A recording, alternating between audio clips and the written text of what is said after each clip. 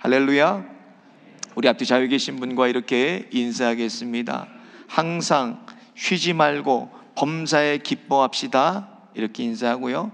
절대적 기쁨을 누리세요. 이렇게 인사하겠습니다. 항상 쉬지 말고 범사에 기뻐합시다. 절대적 기쁨을 누리세요. 네, 안 하시는 분들은 왜 그래? 얼굴 안 좋은 일이 있으셨어요? 교회 오시기 전에? 활짝 웃으시면서 항상 쉬지 말고 범사에 기뻐하시는 저와 여러분 되시길 바라요. 대한민국에서 제일 추운 이 강원도 철원에서 농수산물 유통업을 하는 김 집사님이 부산으로 출장을 갔어요. 출장을 가서 운전을 하고 가니까요. 그것도 겨울에. 가자마자 아내에게 문자를 보냈습니다. 잘 도착했다고. 그런데 이 폰북을 잘못 설치를 해가지고 우리 집 사모님 이렇게 아내를 저장했는데 거기다 보낸다는 게 며칠 전에 돌아가신 목사님 장례를 마치고 오시는, 심각한 얘기 아니에요? 사모님에게 문자가 간 거예요. 목사님 사모님에게. 사모님이 문자를 딱 받아보시더니 그 자리에서 그냥 기절해 버리셨어. 옆에 있던 딸이 엄마 왜 그래? 일어나. 왜 그래? 눈을 딱 뜨면서 말도 못하고 전화기를 가리키는 거예요. 저거 문자를 보라고, 문자를 보라고. 딸이 이렇게 전화 문자를 받더니 이렇게 문자가 왔더래요. 여보, 난 무사히 잘 도착했어. 근데 위가 아니라 아래로 내려오니 뜨겁구려 그랬다는 거예요. 목사님이 어디 갔다는 거예요.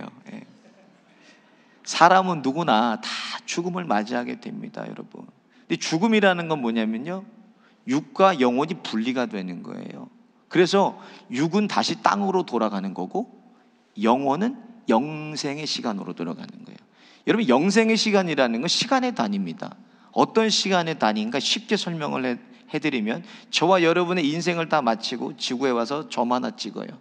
그래서 그 점들로 지구를 다 채우는 그 시간이 영생의 시간이에요. 그러니까 그거는 무한대의 시간인 거예요. 카운트할 수 없는 시간이라는 거예요. 영생의 시간. 그 영생의 시간을 어디서 살게 되나? 천국 혹은 지옥에서 살게 됩니다. 똑같아요. 똑같이 영생의 시간을 사는데 천국에서 또는 지옥에서 영원한 생명을 살아가는 거예요. 그렇기 때문에 마귀는요, 어떻게 해서든지 우리 성도들을 이 땅에서 망하게 하고 천덕꾸러기 같이 하고 파괴하고, 이게 지금 마귀가 하는 일이에요. 왜 그런가? 자기가 어디로 가야 될지를 알고 하나님 나라에 가면 우리들을 건드릴 수 없기 때문에 그런 거예요. 이 땅에 사는 동안만 그래요. 그래서 마지막에 어떻게 마귀는 끝나는가? 여러분, 지옥을 먼저 소개해드릴게요. 마가복음 9장 48절이에요. 지옥을 먼저 알아야 돼요. 시작. 거기에서는 구더기도 죽지 않고 불도 꺼지지 아니하니라. 사람마다 불러서 소금 취급함을 받으리라. 이런 끔찍한 지옥, 그 지옥에 누가 간다는 건 마귀가 간다는 건 마귀. 물론 우리도 죽어서 영원한 생명을 지옥에 살지만 마귀가 가는 걸 아니까 최대한대로 이 마귀는 발악을 합니다. 계시록 20장 9절 10절에 보면요, 이렇게 마귀가 끝나요. 여러분 같이 볼까요? 시작. 그들이 지면에 널리 꺼져 성도들의 잔과 사랑하시는 성을 두르매 하늘에서 불이 내려와 그들을 태워버리고 또 그들을 미혹하는 마귀가 불과 유황못에 던져지니 거기는 그 짐승과 거짓 선지자도 있어 세세토록 밤낮 괴로움을 받는, 세세토록이라 그래요. 세세토록. 영원하게 영원한 생명을 거기서 우리도 살고 마귀도 살게 되는 거예요. 그러니까 사단, 마귀, 귀신은 그 어떻게 알고 이렇게 되는 거를 알고 있는가? 성경에 기록되어 있기 때문에 알고 있는 거예요. 여러분, 마귀도 성경을 안다는 거예요.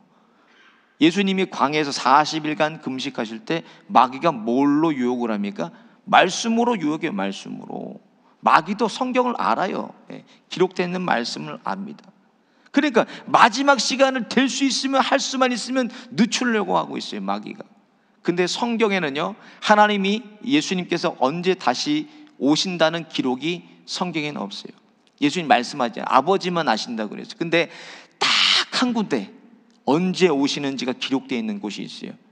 마태복음 24장 14절에 예수님께서 이렇게 말씀합니다. 같이 보겠습니다. 시작. 이 천국 복음이 모든 민족에게 증언되기 위하여 온 세상에 전파되리니 그제야 끝이요. 예수님이 오시면 세상은 끝나는 거예요, 여러분. 종말이 그렇게 오면 예수님이 오시면 끝나는 거예요. 근데 언제 오시나? 이 천국의 복음이 모든 민족에게 증언되고 증거가 되면 그때 예수님이 다시 오신다고 말씀하셨어요. 한 군데 딱 기록이 되어 있어요. 근데요, 기독교 일보를 제가 보니까 최근 몇 달 전에 난 기사예요. 보니까 미접촉 종족이라고 그래. 한 번도 복음을 듣지 않은 종족을 미전도 종족이 아닙니다. 미접촉 종족이 2000년도에 세계 3,400 종족이었다는 거예요. 근데 2024년이 돼서 최근에 발표한 걸 보니까는 100 종족만 남았어요. 24년 동안에 3,300 종족에게 누군가가 복음을 들고 갔다는 거예요. 선교사님들이 100 종족만 남았어요. 그러니까 예수님께서 곧 오시지 않을까, 조심스럽게 생각해요. 여러분, 지금 도처에서 일어나는 일들을 보세요. 심상치가 않습니다. 마태복음 24장의 마지막 때 징조가 어떤 징조가? 전쟁이 시작됩니다. 기근이 시작되고 한 번도 경험해 보지 못한 지진이 도처에서 일어난다고 기록이 되어 있어요. 시작이에요. 이것이 시작. 심상치가 않다는 거예요. 우리 예수님이 곧 오십니다. 여러분 믿으십니까? 근데 여러분, 우리는 두려워할 게 없어요. 사단마귀 귀신, 여러분 영적 싸움을 두려워할 게 없어요. 왜? 우리는 이긴 싸움 싸우잖아요. 예수님께서 뭐라 그러셨어요? 요한복음 16장 33절에 이렇게 예수님 말씀하셨어요. 같이 보겠습니다. 시작. 이것을 너에게 이르는 것은 너희로 내 안에서 평안을 누리게 하려 합니다. 세상에서 너희가 환난을 당하나 담대하라. 내가 세상을 이기었노라 그랬어요. 이긴 싸움을 우리가 싸우고 있기 때문에 두려워할 게 없습니다. 사단은 정체를 드러내면 반드시 쫓겨가게 돼 있어요. 사단은 두려워할 게 아니에요. 예전에 사단의 전술 전략은 교회 안에 몇몇 사람들을 흔들어 놓아서 문제를 만들고 성도들의 마음을 나누고 목회자들 흔들어서 성도들이 텅 빈 교회를 만드는 거예요. 사단의 목적이 그거였어요. 교회 문 닫게 하는 거. 그런데 어느 정도 그게 먹혔어요, 여러분. 그래서 유럽의 많은 교회들과 미국의 많은, 한국 교회도 마찬가지예요. 많은 교회들이 지금 문을 닫았어요. 영국의 대부흥운동이 어디서 일어났습니까? 웨일즈에서 일어났습니다. 웨일즈의 영국의 대부흥운동을 일으켰던 교회들이요, 지금 어떻게 됐어요? 나이트클럽이 되고 술집에 팔렸어요. 심지어는 그 교회들이 모스크에 팔렸어요. 무슬림에 모스크가 됐어요. 모스크가. 그래서 얼마 전에 오셨다 가신 호성기 목사님 교회에서 15년 전부터 웨일즈에 선교사들을 보내기 시작했다는 거예요. 다시 선교사들을 재파송해서 그곳에 교회를 세우고. 근데 최근 들어서요, 마귀가 그래도 살아남았잖아요. 교회가 살아남은 교회들에게 뭐를 하냐? 교인들의 철학의 세계, 정신의 세계를 파괴합니다. 마귀가 미혹하고 그걸 점령에 들어가고 있어요. 그런 전략으로 바꿨어요. 살아남은 사람들에게는 종교적인 습관에 따라서 맞는 시간에 자기의 필요에 따라서 가서 예배를 드려요.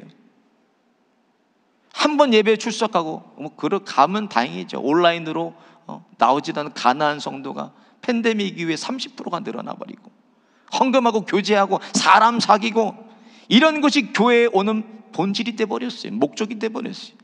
교회 왜 가? 거기 사람들이 많은데, 거기 가면 친구들도 많고. 그렇게 돼버렸어요, 교회가. 그러니까 교회 안에 사람이 주인이 되는 인본주의가 들어오기 시작합니다. WCC가 돌아와요. 종교다원주의가 돌아와서 다른 종교에도 구원이 있다고 우리가 인정해줘요. 여러분, 다른 곳에 구원이 있어요? 오직 구원은 예수 안에만 있습니다. 예수님 안에만 구원이 있는 거, 어디 구원이 있습니까? 그뿐만이 아니에요. 인권을 앞세우고 동성애가 돌아왔어요. 교회 안에. 포용하자. 이거 포용하자는 거예요. 아무런 반응도, 비본질 앞에 아무런 반응도 하지 않고 다 받아들이고 있어요, 교회가. 왜 그러니까? 종교인이 됐으니까 그냥 나만 편안하게 교회 다니면 되지, 왜 그런 것들 신경 써? 여러분, 속지 마십시오. 여러분, 기독교는 종교가 아닙니다. 여러분, 기독교는 생명입니다. 생명 자체고 본질인 생명이 우리 안에 있는 거예요. 그게 기독교입니다, 여러분. 그래서 죽음과 산 것은 반드시 구별이 되게 돼 있어요. 살아있으면 증거가 나타나게 돼 있어요. 죽어 있어도 우리가 알잖아요.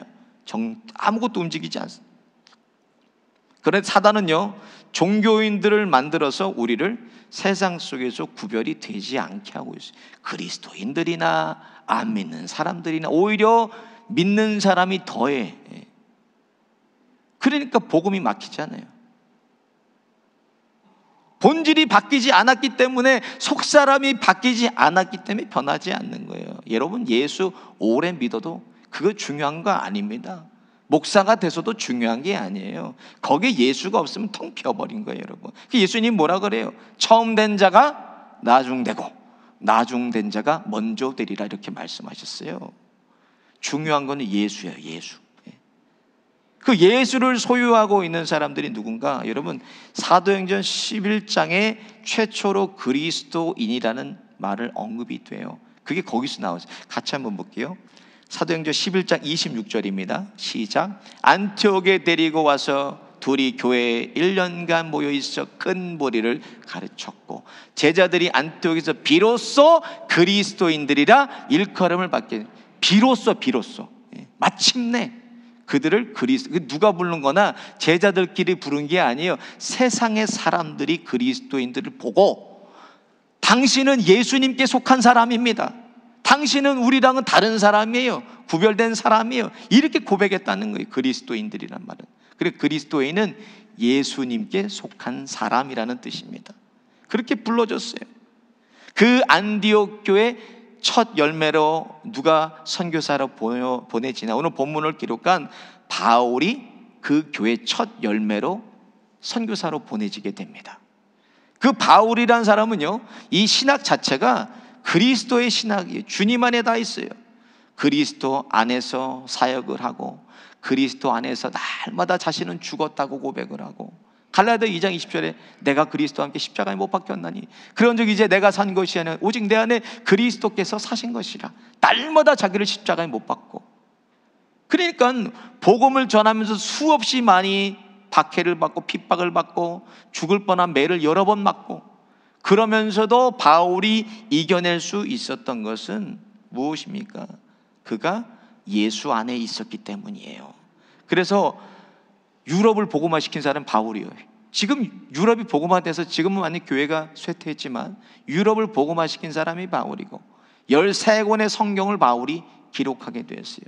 그런 바울이 오늘 본문을 통해서 타성에 젖은, 습관에 젖어버린 종교인들이 아니라 그리스도인이 된다면, 그리스도인이라면 반드시 나타나는 특징이 있다는 거예요.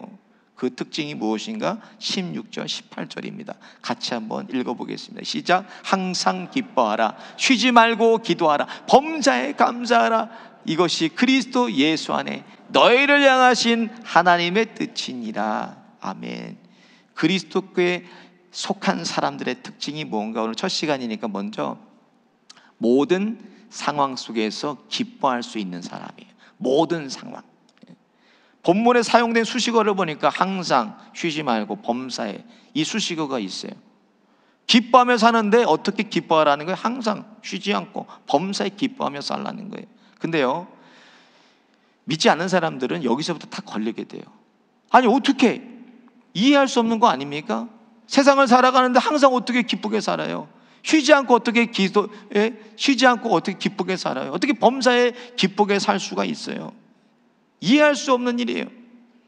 불가능한 일이에요. 그러나 그렇게 살아갈 수 있는 건요, 존재가 되면 돼요. 존재가.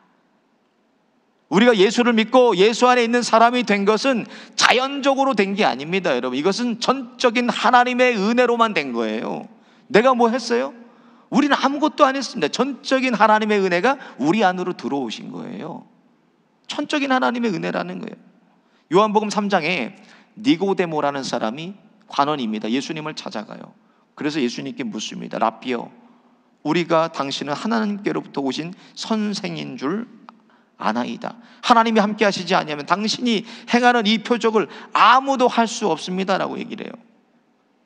그랬더니 예수님의 대답은 3절에 보니까 사람이 거듭나지 아니하면 하나님 나라를 볼 수 없느니라. 깜짝 놀라요. 태어난 사람이 또 어떻게 태어납니까? 예수님의 대답을 보니까 바람이 임으로 불 때 내가 그 소리를 들어 어디서 부는지 알 수 없는 것처럼 성령으로 난 사람들은 다 그러하리다, 이렇게 말씀하세요. 이 말씀은 사람의 힘으로 되는 게 아니래요. 이것은 성령으로만, 하나님으로만 가능하게 되는 일이라는 것입니다. 진짜 예수 믿고 진짜 예수 안에 있는 사람들만이 누릴 수 있는 것입니다. 자연적 현상이 아니에요. 주권적인 하나님의 은혜로 우리는 날마다 예수 안에 기쁨을 누리면서 살고 있는 것입니다. 그러니까 저와 여러분이 항상 쉬지 않고 범사에 예수만 생각해도, 십자가만 바라봐도 우리가 기뻐할 수가 있는 거예요. 왜? 예수께 속한 사람들이기 때문에. 이제는 우리는 구원받았다. 구원은 여러분, 한 번 구원은 영원한 거잖아요. 한 번 구원받았기 때문에 영원하기 때문에 세상과 타협하고 인생 그냥 함부로 살아도 다 하나님 나라 갈 거를, 그렇게 여러분 정체성이 흐려진 채로 살아가요. 내가 누구고 어떤 사람인지를 잊어버리고 산다는 거예요, 우리는. 그런데 바울은요, 죽음을 기다리면서도 자신의 정체성을 분명히 붙잡고 있었어요. 빌립보서는요, 바울이 로마 감옥에 갇혔을 때 쓴 성경입니다. 죽음을 기다리는 사람이 무슨 기뻐할 일이 있겠어요? 근데 17번이나 계속 이렇게 권면해, 빌립보 교회를. 항상 기뻐하라. 내가 다시 말하노니 기뻐하라. 죽음을 기다리는 죄수가 기뻐할 일이 뭐가 있겠습니까? 곧 죽을 텐데. 그런데도 바울은 항상 기뻐했어요. 왜 그랬나? 바울은 예수님 안에 있었기 때문이에요. 그리스도의 사람이 됐기 때문에, 예수님께 속한 사람이기 때문에 무슨 상황에서도 항상 쉬지 않고 범사에 그가 기뻐할 수 있었다는 것입니다. 여러분, 그것이 사라지면요, 몸부림을 치고 살아야 돼요. 신앙생활을 하다 보면 기쁠 때도 있지만 슬플 때도 있고 어려울 때도 있고 시험에 들 때도 있어요. 그때 우리가 뭘 십자가를 바라봐야 돼요. 십자가, 예수를 바라봐야 돼요. 그래서 몸부림치면서 내 안에 기쁨이 다시 샘솟을 수 있도록 주님 앞에 나 몸부림을 쳐야 돼요. 그것이 항상 우리 안에 있어야 된다는 거예요. 현대인을 살아가는 그리스도인들 보세요. 너무 많은 것을 가지고 있어요. 여기도 봐도 저기도 봐도 없는 게 없어요. 부러울 것도 없어요. 세계 초인류 국가에서 우리가 살고 있잖아요. 최고의 자유를 누리고 모든 것의 풍요로움을 마음껏 누리면서 우리가 미국에 살고 있어요. 그런데 여러분, 옛날보다 더 큰 기쁨을 누리면서 사세요? 그러세요, 여러분? 아무리 많은 것을 가지고도, 아무리 큰 자유를 누리며 풍족하게 살아도 기쁨과 행복을 누리는 것이 아니라는 것을 우리가 경험하고 있습니다. 여러분, 왜 그렇습니까? 진정한 기쁨은 소유에 있는 게 아니에요. 진정한 기쁨은 존재에 있습니다. 내가 그런 존재, 내가 그런 사람 되면 누리는 거예요. 근데 우리는 이미 예수 안에 있기 때문에 그런 존재로 살아가는 사람들이라는 거예요. 여러분, 그걸 잊으시면 안 돼요. 내 안에 예수가 있고 예수 안에 내가 있다는 그런 존재로 내가 살아가는 사람이라는 거예요. 그래서 고린도후서 5장 17절에 이렇게 얘기합니다. 같이 보겠습니다. 시작. 그런즉 누구든지 그리스도 안에 있으면 새로운 피조물이라. 이전 것은 지나갔으니 보라 새 것이 되었다. 완전히 새로운 피조물로 사는 방법으로 제시한 게 그리스도 안에 있으면, 예수 안이라는 거예요. 이 말은 무슨 말인가? 예수가 나의 주인이 되시면이, 주인이, 예수님이 나의 주인이 되셔서 나를 다스리시고 통치하면 거기에 무엇이 임하게 됩니까? 여러분, 하나님의 나라가 임합니다. 누가복음 17장에 바리새인들에게 예수님께서 말씀하셨어요. 하나님의 나라는 여기 있다 저기 있다 할 것이 아니로 하나님의 나라는 너희 안에 있느니라. 주님이 내 주인이 되시면, 주님이 우리 가정의 주인 되시면, 자녀의 주인 되시면, 일터의 교회의 주인 되시면 거기에 하나님의 다스리는 통치, 하나님이 다스리는 그 하나님의 천국이 임하게 된다는 말씀이에요. 그래서 하나님의 나라는 여러분 뭐가 있어요? 거기 가면 꼭 이게 있어요. 그래서 가서 한번 보세요, 여러분. 로마서 14장 17절에 보면요, 하나님의 나라 이게 있다고 얘기해요. 같이 보겠습니다. 시작. 하나님의 나라는 먹는 것과 마시는 것이 아니요 오직 성령 안에 있는 의와 평강과 희락이라. 이게 하나님 나라에 있다는 거예요, 여러분. 이 안에서 우리가 늘 하나님을 영원히 찬양하는 것이 우리가 이제 해야 될 일이, 어디 가서 하나님의 나라에 가서 거기 기쁨이 있다고 말씀했어요. 그러니까 오늘 본문에 항상 기뻐하라에 쓰인 이 기쁨을 헬라 원문을 찾아보니까 카라라고 돼 있어요. 카라가 기쁨이라는 뜻도 돼 있는데 그 밑에 보니까 은혜라는 뜻도 있다는 거예요. 은혜. 그래서 기쁨, 여러분 은혜 받은 사람 보세요. 은혜 받은 사람을 보면 제일 먼저 확실히 알 수 있는 거, 얼굴에 기쁨이 있어요. 기쁨이. 교회에 나오는데도 얼굴이 기뻐요. 그냥. 찬양을 해도, 그렇죠? 기도를 해도, 말씀을 해도 우리 안에 기쁨이 있다는 거예요. 기쁨이 샘솟는다는 거예요. 오늘 찬양 인도하는 분, 박준영 집사님 막 기쁨으로 찬양 인도를 하는데 또 어떤 분들은 머리만 봐.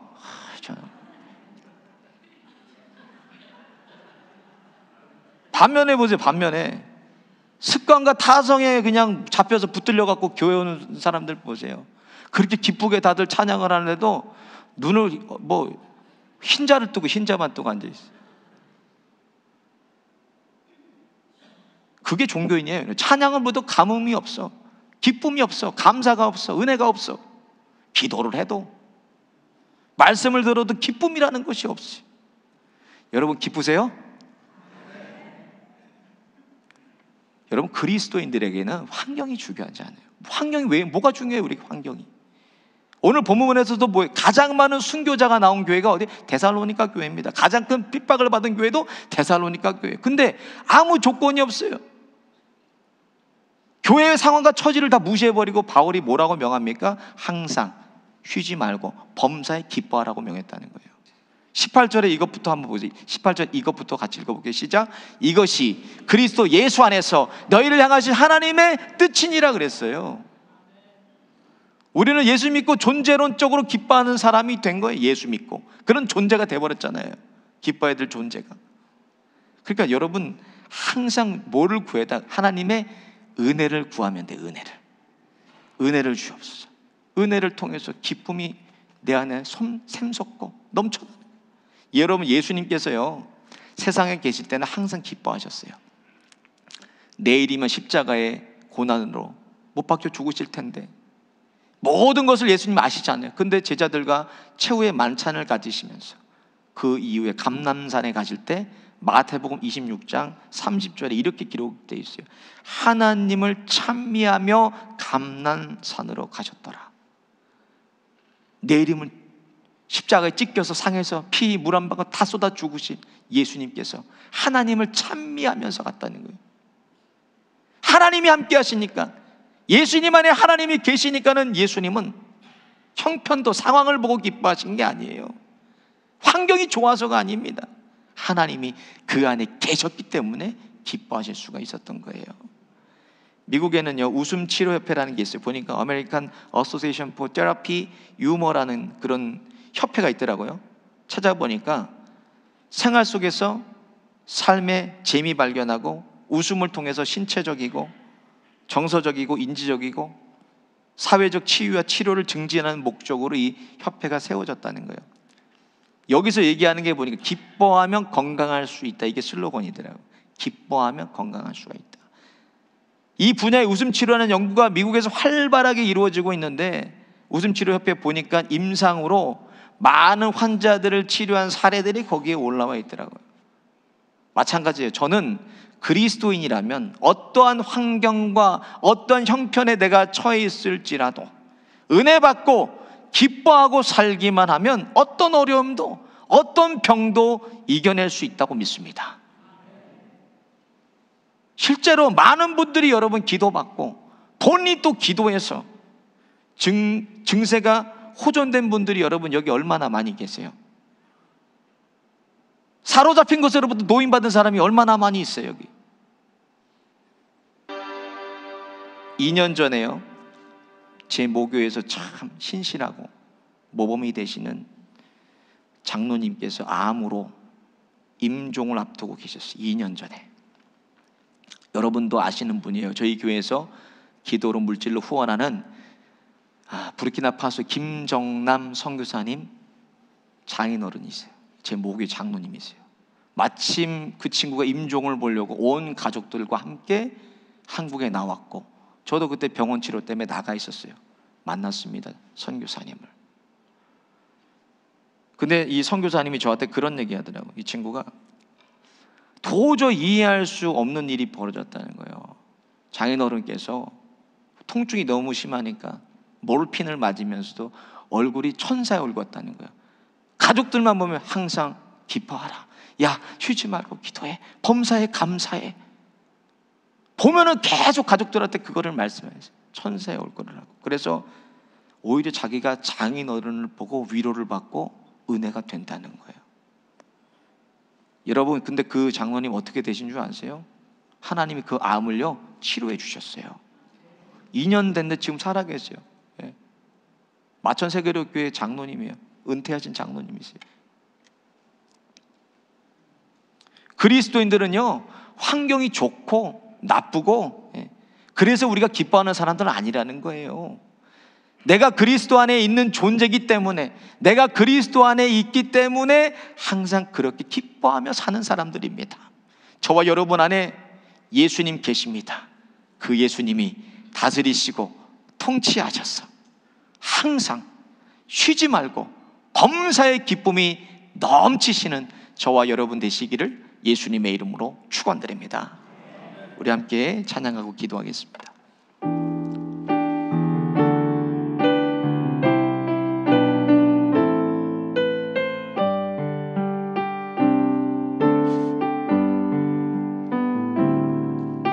이 땅 위에 오신 하나님의 본체, 십자가에 달리사 우리 죄 사하셨네.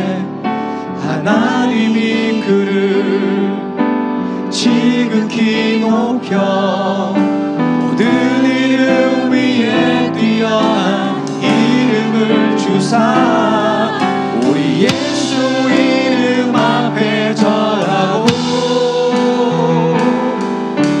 모든 일이 주를 시인해. 영광 중에 오실 주를 보리라. 선포해 왕의 만세. 존귀와 위엄을 찬양해. 왕의 만세. 주 예수 하나님.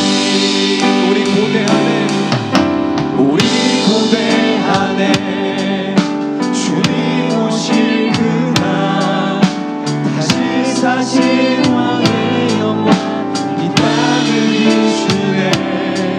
사랑의 권세는 주 앞에 무너져 생명과 의리의 주 권세 가장 높도다. 우리 예수 이름 앞에 절하고 모든 입이 주를 시인해.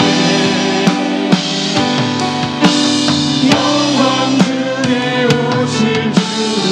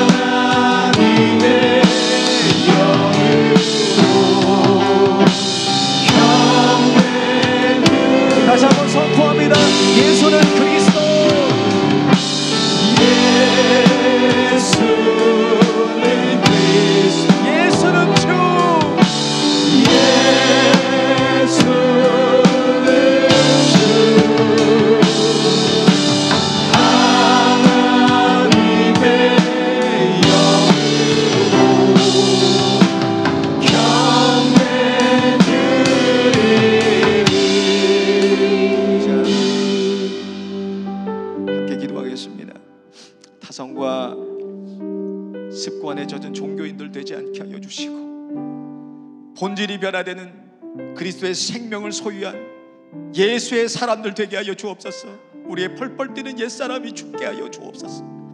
항상 쉬지 말고 범사에 예수님 안에 기뻐하는 그리스도인들 되게 하여 주시고, 환경과 형편보다 크신 예수님을 바라보며 환경과 형편을 기쁨으로 이기게 하여 주옵소서. 주여 한번 부르짖고 앞집에서 기도하겠습니다. 주여